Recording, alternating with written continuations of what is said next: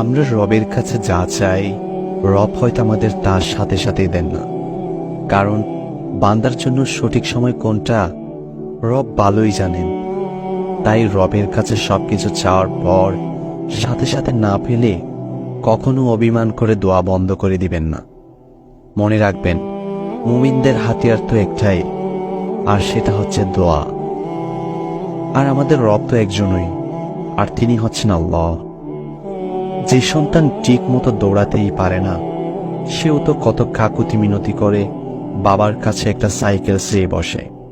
তাই বলে কি বাবা কোনো রকম বিবেচনা ছাড়াই সন্তানকে সাইকেল কিনে দেয়?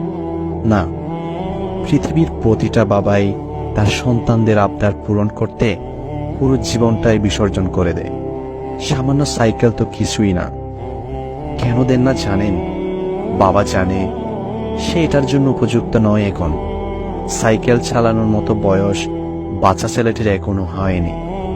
বাবা জানেন সে সাইকেল চালাতে গিয়ে হয়তো বড় কোনো দুর্ঘটনার সম্মুখীন হতে পারে, আর এই সময়ে সাইকেল না দেওয়াটাই বাবার সঠিক দায়িত্ব পালন।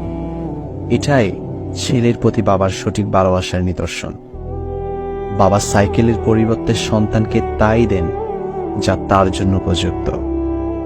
আর আমাদের রবও আমাদেরকে সঠিক সময়ে এই সঠিক জিনিসটাই দেন যখন আমরা হই তার উপযুক্ত। তাই রবের কাছে দোয়া করার পর সাথে সাথে না পেলে হতাশ হবেন না। মনে রাখবেন, রব বলছেন, ওয়ালা সাউফা ইউতিকা রাব্বুকা ফাতারদা। আর অচিরেই তোমার রব তোমাকে এত বেশি দিবেন যে তুমি খুশি হয়ে যাবে।